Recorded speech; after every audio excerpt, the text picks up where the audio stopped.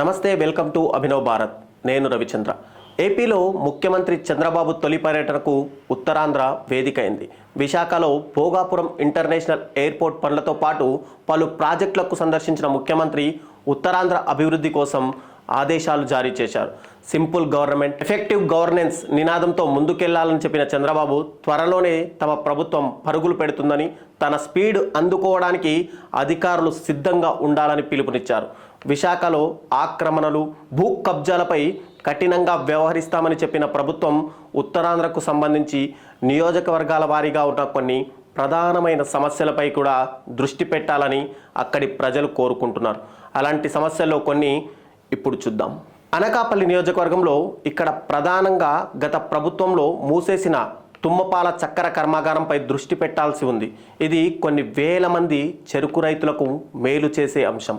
నియోజకవర్గంలో ఉన్న దాదాపు 200కు పైగా క్వారీల్లో చాలా వరకు నిబంధనలకు విరుద్ధంగా ఉన్నాయి. వీటికి గతంలో నాయకులే అండగా ఉండి నెల మామూలు దండుకున్నారు.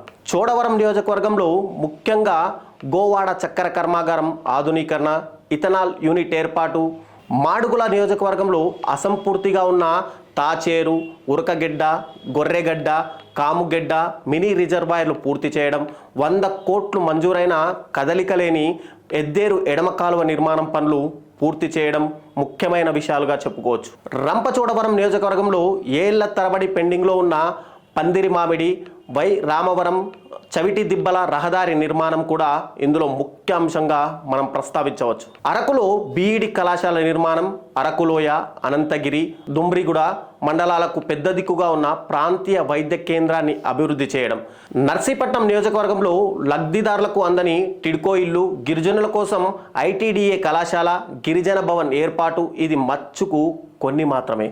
ఉత్తరాంధ్రలో గత ప్రభుత్వం వల్ల అశ్రద్ధకు గురైన ఇంకా ఎన్నో సమస్యలున్నాయి. అవన్నీ ఎన్నికలకు ముందు వారిని విమర్శించడానికి మాత్రమే అని వదిలేయకుండా వాటి పరిష్కారానికై దృష్టి పెడితే ప్రభుత్వాన్ని ఎన్నుకున్నందుకు ప్రజలు నిజంగానే హర్షిస్తారు.